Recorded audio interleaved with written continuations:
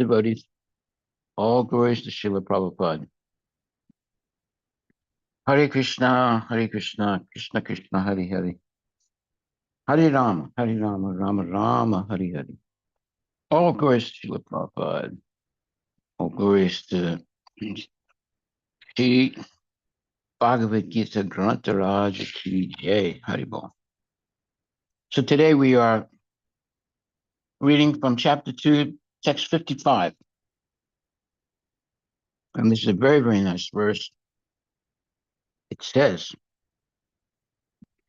Shri Bhagavan Uvacha Vajahati Yada Kaman Sarvam Partha Manogatan Atmani Ivatmana Trusta Sita Pragyasta Dochyate. The Supreme Personality of Godhead said, O Partha, when a man gives up all varieties of desire for sense gratification, which arise from mental concoction, and when his mind, thus purified, finds satisfaction in the self alone, then he is said to be in pure transcendental consciousness.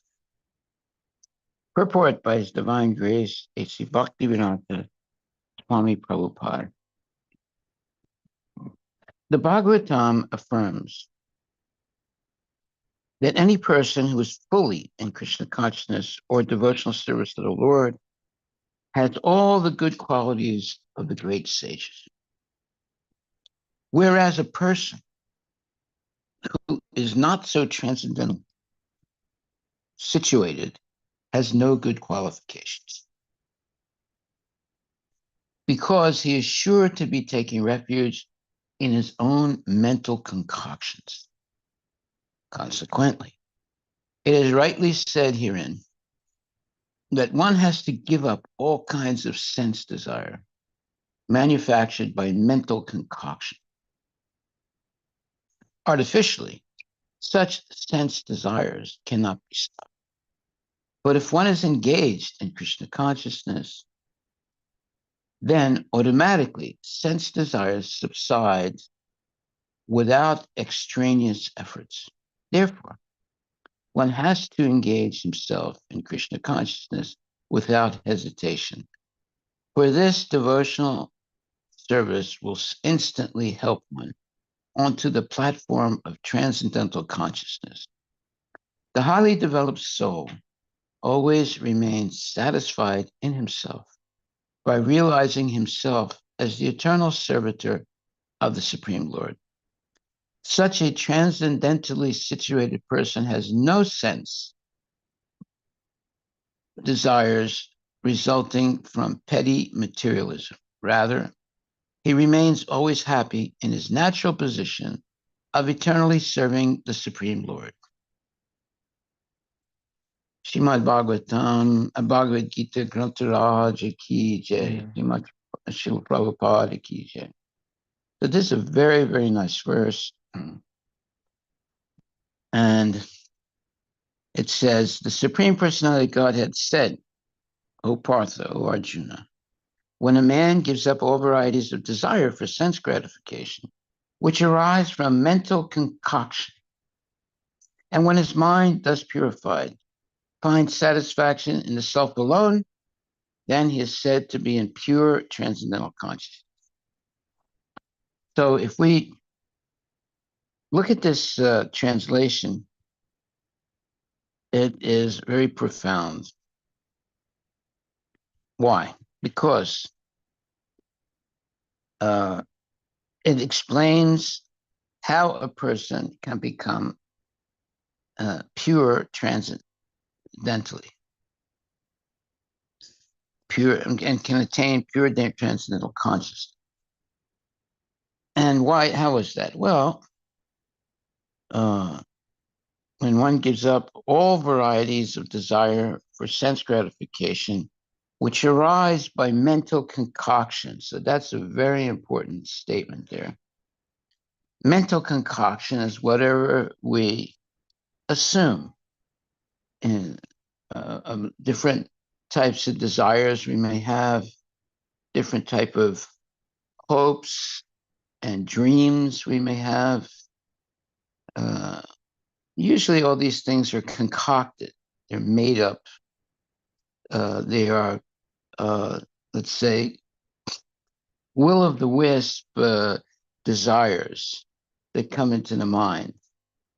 And sometimes people have, long periods where they're imagining things that they would like to be or like to have.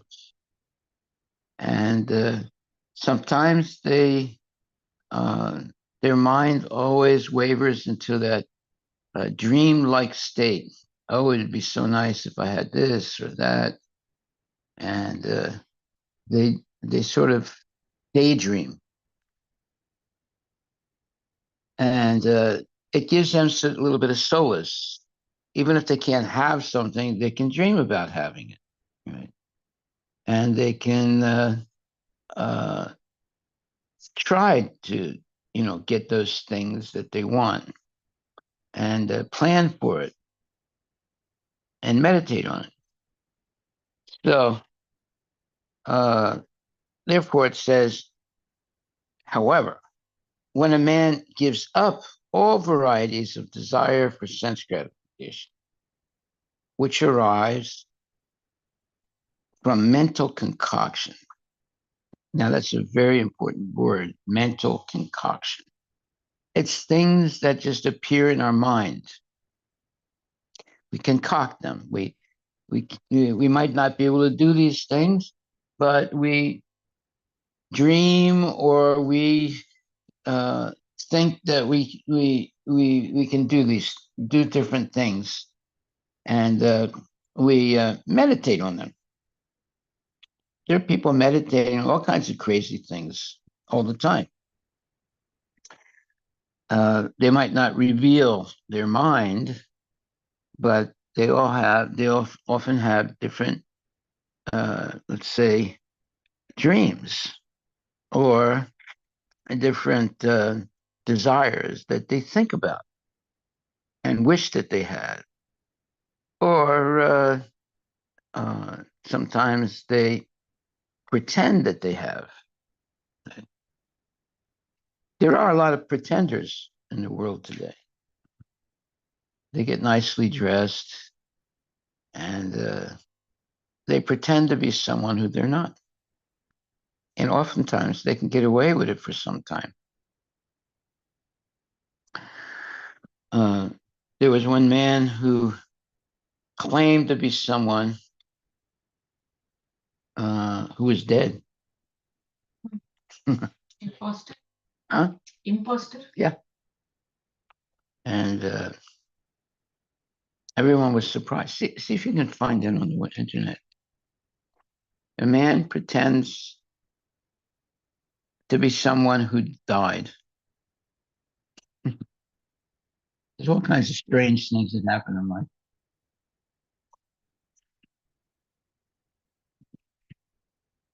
Actually, uh,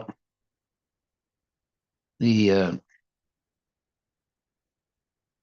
there's fiction and nonfiction. Sometimes nonfiction is more stunning, more strange than fiction. Is there anything like that? A man who pretends to be someone who died.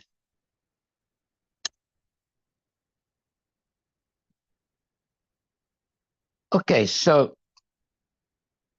one has to give up all varieties of desire for sense gratification.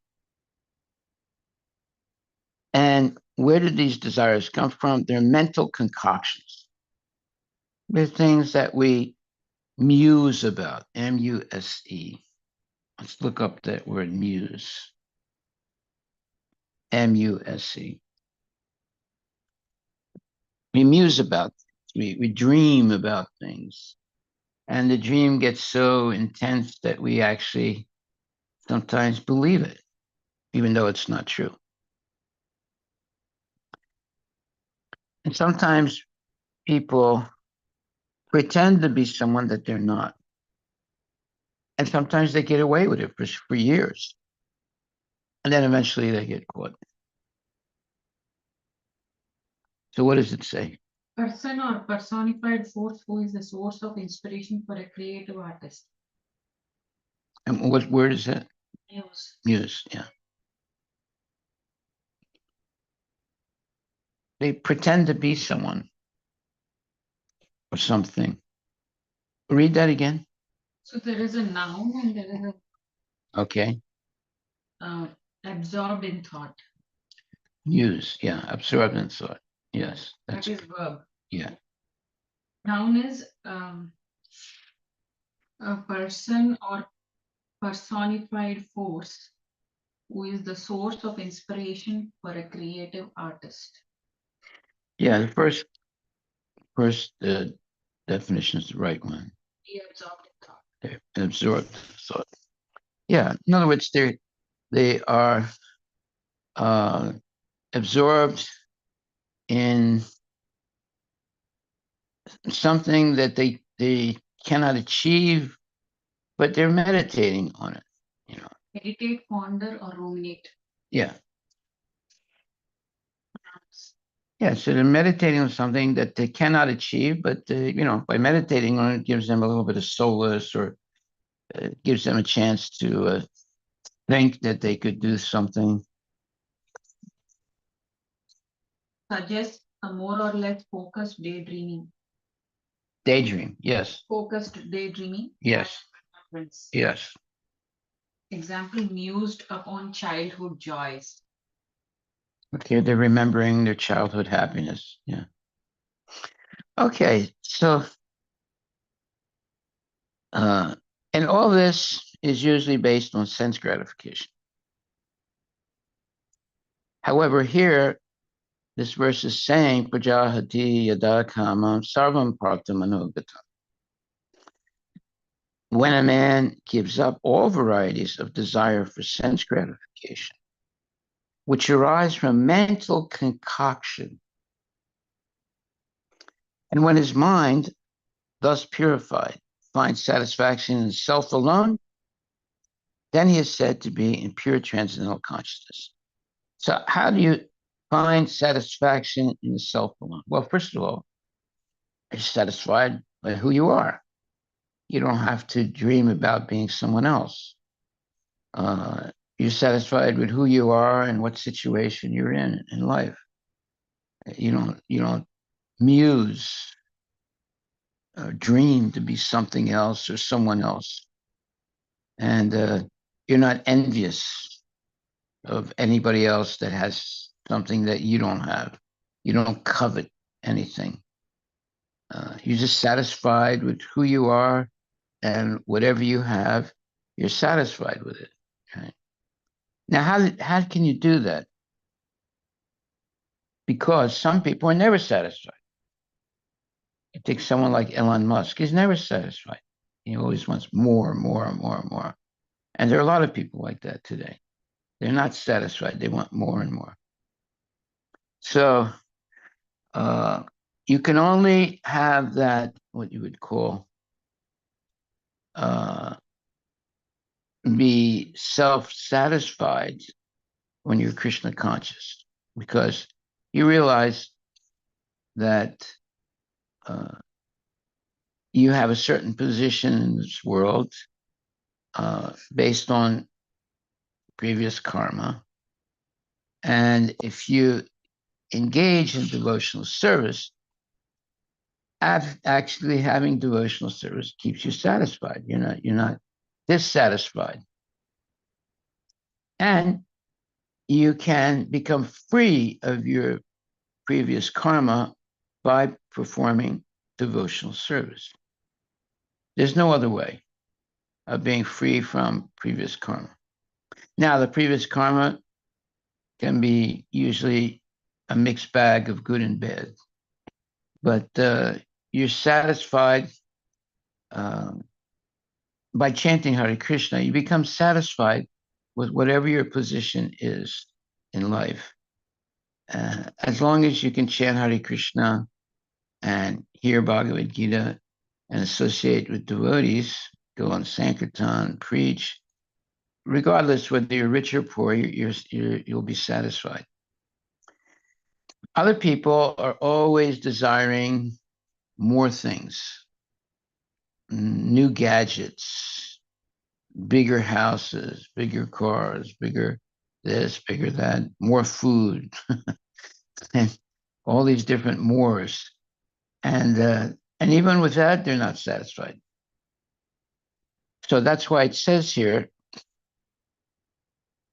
when a man gives up all varieties of desire for sense gratification, which arise from mental concoction, and when his mind, thus purified, finds satisfaction in the self alone. Now, how do you find satisfaction in the self alone? Well, it's when you give up all varieties of desire for sense gratification and you give up mental concoctions, like dreams or uh, desires that you concoct in the mind. And when the mind is purified, how is that? By regularly hearing Bhagavad Gita and Srimad Bhagavatam and lectures given by genuine devotees and engaging in devotional service, your mind becomes purified. Then you find satisfaction in the self alone. Many people are not satisfied in the self alone. They always think, well, I missed this opportunity, or I married the wrong person, or I'm not satisfied in my work, or I want to get a bigger house, or I want to do this, or I want to do that, or I'm not satisfied with my husband or my wife. I want to get a divorce, marry somebody else. So all these varieties of desire for sense gratification, and which arise from mental concoction, they have to be purified. Then one can find satisfaction in the self alone. They don't have to change this or change that. Whatever the position is, they're satisfied with it. Why? Because they're doing something that is more than mundane. If you do only mundane things, eventually you get bored and you start seeking, other mundane things to do. But if you're engaging in Krishna consciousness, and whatever your position is, you're self-satisfied because you might be rich, you might be poor, but every day you're learning something new spiritually. Then you're satisfied. Every day is discovery of something new that you didn't know before. Why? Because if you're hearing lectures and reading the Shastra, you will learn something new every day. Right? And that's like excitement. You get excited when you can learn something new every day. Well, let's see. Today you learned how to get rid of a bird that's in the house. Is that right? You didn't know that. Yeah. So you learned something new. uh, and by that, in other words, that's discovery. That's you're discovering something, and that's excitement when you can discover something new, like a new recipe or a new uh, song or a new this or a new that. It's all discovery, and it keeps you enlivened. But if you don't have that, and you think as if you're in a jail of misery day after day, then that's really bad. Very, very bad. So we should be doing things that lead to newer and newer discoveries every day. Like a new recipe for vegetarian cooking, and learning how to do new things that you didn't know before. So that inquisitiveness, that desire to learn new things that are beneficial, not bad things, but good things that are beneficial, that keeps you satisfied. You don't have to be rich. You feel enlivened by learning new things. Just like every day we're reading Bhagavad Gita and Srimad Bhagavatam, and we hear something new that we might not have known before. So, so this purport has some really important points in it, and it says,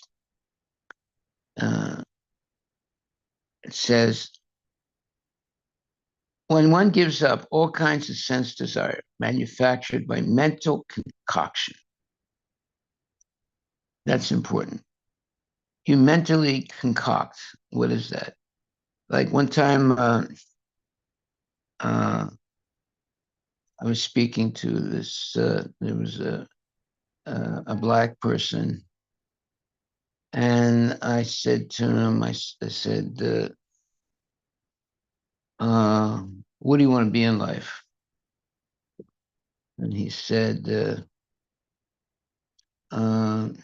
I want to be uh, like there's people that work in Microsoft."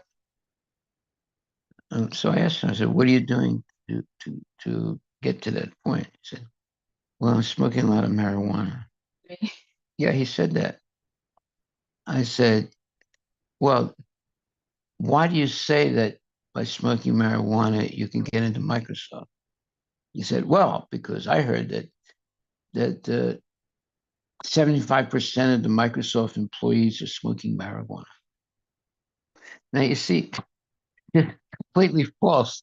I said, "Well," I said, "that doesn't mean that if you smoke marijuana, you can get into Microsoft." So you see, people get these crazy ideas in their mind, and they sort of, it's like a sort of the beginning of insanity, you know.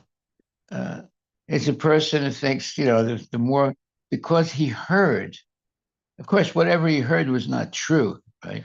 But he heard that three-quarters of Microsoft employees are smoking marijuana. So then he thought, okay, and if I smoke marijuana, I'll also get into Microsoft. You see how crazy people are, No. Well, yeah, it's ignorance. All right. That's a fully Krishna conscious person is not at all disturbed by the onslaughts of the threefold miseries. What are the threefold miseries? It's uh, miseries of this body, miseries caused by other bodies, and miseries caused by uh, natural cataclysmic events. Those are the threefold miseries. Adhyatmika, Buddhika, and Daivika. So it says here, where was I?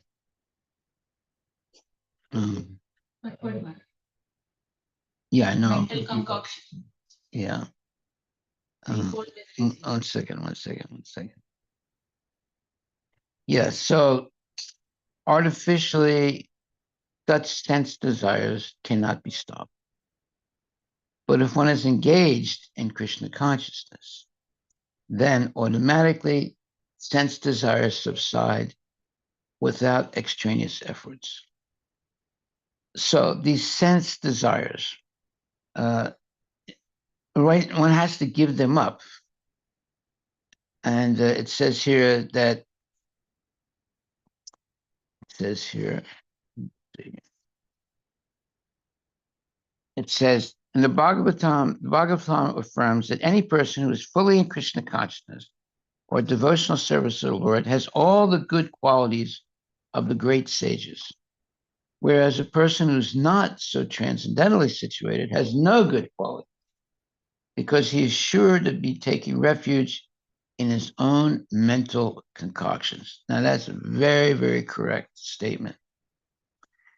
And I know many people like that. You can't really convince them of Krishna consciousness because they are taking refuge in their own mental concoctions. Right? Maharaj, I have one question. Few Yeah. people say that Krishna talked to them, or they had a dream, or they feel that Krishna is reciprocating with them, or all those mental concoctions. The dream? Yeah.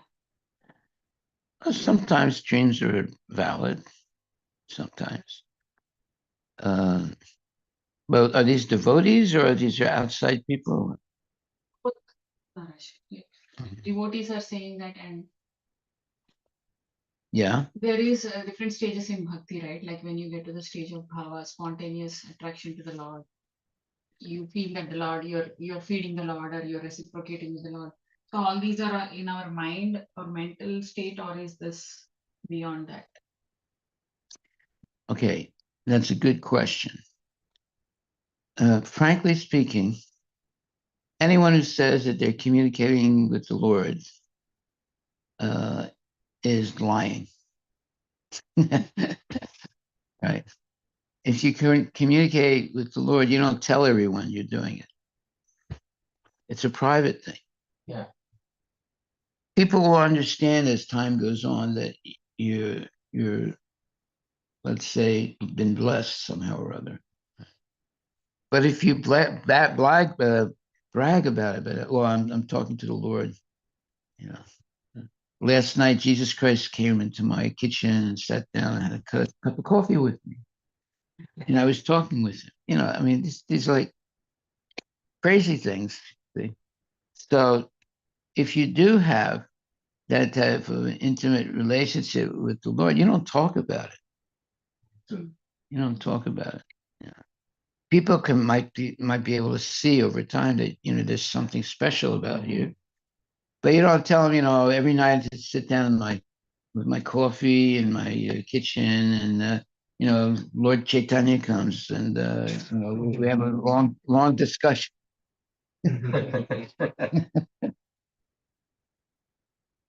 Those are private things. They're not things that if it's true, fine. But if people talk about it, that means it's not true. They're just bluffing. Whoever that clever Maharaj will never publicize. Yes, you're right. He'll never ever try to publicize himself. If you Yeah, are that level, he definitely won't publicize. yeah, yeah. There was this one person. And one day he was driving, and we were talking, and he said that I only do what Krishna tells me to do. Mm.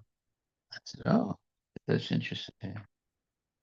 Is Krishna telling you to do something right now?" And he went like this. He sort of squinted his eyes for a minute, and then he turned right into a street. And then he said, "Krishna told me to turn right." I'm not kidding you. These are crazy people, really crazy.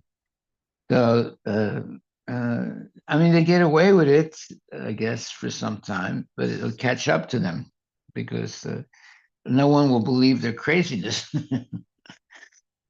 So we have to be careful about uh, what's called here mental concoctions.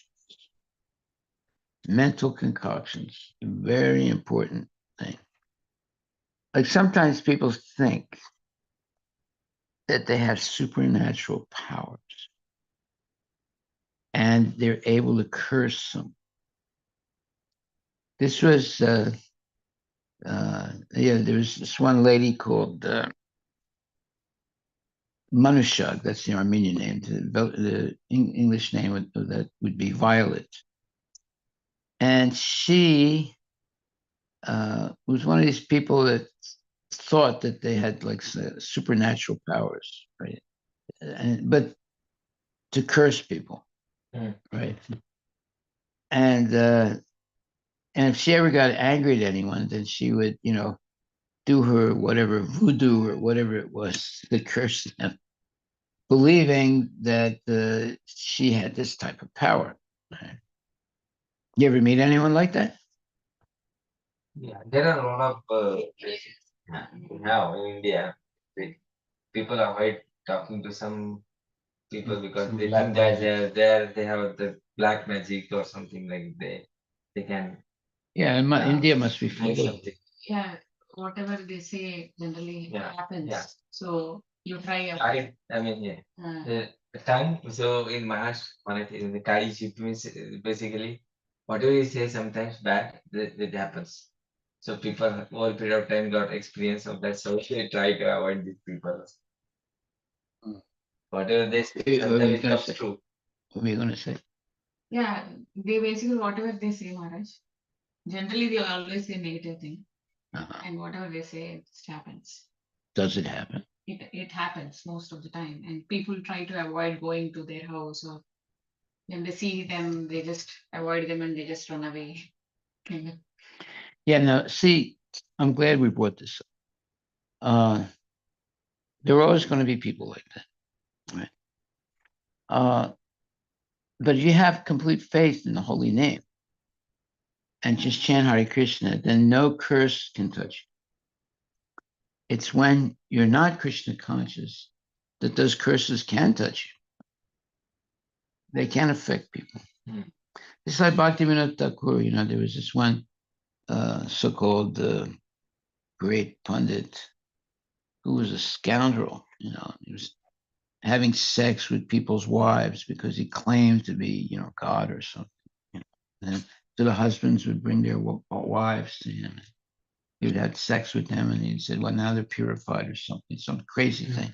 So Bhaktivinoda Thakur, when he heard this, he had that man arrested because he was he was a magistrate. And when he came to arrest the man said, "Oh, you are Bhaktivinoda Thakur. I'm going to make you king of India." So Bhaktivinoda Thakur just ignored him and said, "You're under arrest." And he put him in jail.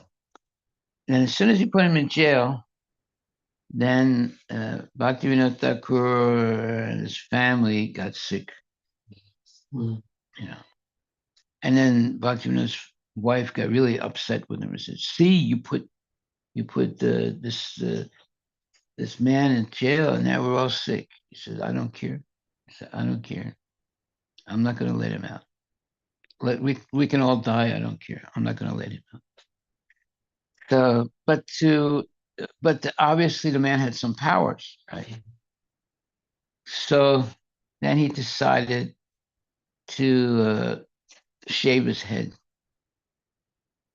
So he had him brought out of jail, handcuffed or something.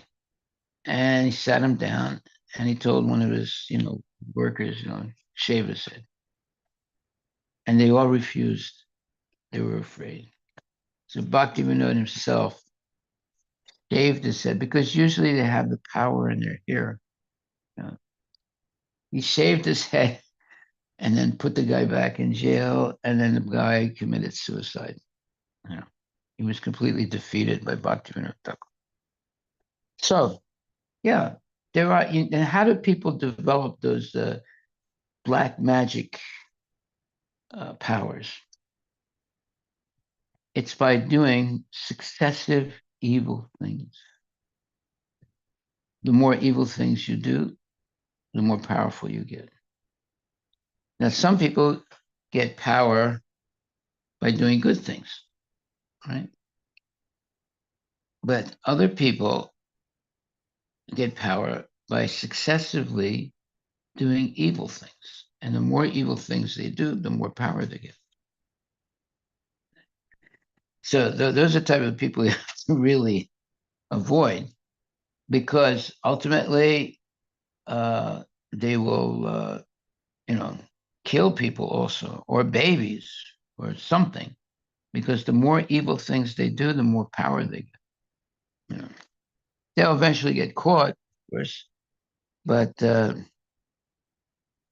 they've learned that the more evil things they do, the more power they will get. So you can get more power by education. You can get more power by money. You can get more power by evil. So it's progressive acts of evil can make you more powerful. But of course, you're going to get caught and you're going to get punished. Sometimes they don't get caught. I looked this up. How many murders go unresolved? I think we looked this up before.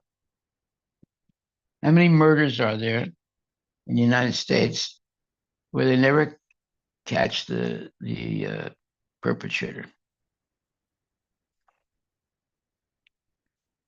The police call them perps.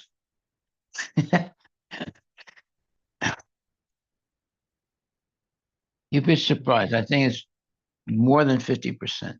50%, slightly below 50% in 2020. Yeah. They get away with these things: murder, uh, you know, a hit and run accident, all kinds of things. Now that one should increase more this government. Why? Now, because nowadays below $1,000 theft or anything. No, this is murder. This is murder. We're talking about, So it's 1960, it was more like 90%. what? 90% of the murders in homicides Yeah, were unresolved in 1960s. in 1960s. Now it has come down to more like 50 to 60%. Yeah. But that's a lot. Yeah. That's a lot. Mainly because of some DNA Yeah, and so right. on. Now they are able to track a little better. Right. You see, we're actually living in a dangerous society. There's so many, just doctors and hospitals are dangerous. The hospital is the most contaminating place. A lot of people die in hospitals because it's contaminated. And you would think, hospitals are clean, they're cleaning everything all the time, but it's not really a fact. COVID, a lot of people died. Yeah, exactly. They went to the hospital and died. So the best thing is to not associate with bad people, of course, and to avoid, let's say, so-called opportunities to get rich. There's so much what you call publicity about how to get rich, right? And you go, there are advertisements in television, and newspapers, everywhere. How you can get rich quick. There's no way you can get rich quick. Anyone who promises that is lying. So, but people get, attracted to that, and they think that, the only person that gets rich quick is the guy who's saying that you can get rich quick, because you have to give him some money and some other things. That's the person that gets rich quick. Nobody else gets rich quick. Anyway, I think we're past that. Violet Maharaj. Okay, Manushag, yes. Keep telling her that She had that tendency of when she would get angry at someone and she would curse them. Right. But in order to curse them, she wouldn't do it in Armenian. She would do it in Turkish language. The Turkish language is very, very like full of nasty words. They don't have so many nasty words in Armenian, but the Turkish language, you want to curse someone, there's plenty of nasty words, you know. And because she was born in Turkey, she could also speak Turkish. You know? So whenever she got really angry, she'd start speaking Turkish and start cursing people in Turkish. Yeah. And was the curse coming true, Maharaj? Well, I don't know. I never. People were afraid. Well, people didn't associate with her. Let's put it like that. Very much, you know. But she was a relative of our family, so because of that, every once in a while I would see her, you know. And she was like, you know, she had like a back that was bent, yeah, like a hunchback. And she, you know, one day I was joking with her one day, you know, and I said to Manashag, I said, you know, there's a proverb in Armenian. It says, jur, a a hunchback person cannot cook a good meal, good soup. Now, of course, she was hunchback, right? She got mad and she said, "I can do it." You know, and she said it really, you know, with anger. You know, I can cook a good soup. You know, because she was hunchback. You know, so I was trying to joke with her, right? But she got upset when I said that. So, no, actually, what I said was, "Dur tencereov abur chepir." You can't cook a good soup in a uh, crooked pot. Right? She looked at me and said, I can do it because she's crooked, right? Herself. So it was really funny, you know. She didn't see any fun in it, but you know, I did it on purpose, you know. Anyway, yeah. Okay, so I think we're finished now, right? Yeah. Before I tell any more jokes. All grace to Srila Prabhupada ki jai. So the takeaway today is one has to engage himself in Krishna consciousness without hesitation. For this, devotional service will instantly help one onto the platform of transcendental consciousness. There it is. Haribo. All glories to Srila Prabhupada. Jai. Hare Krishna, any questions online?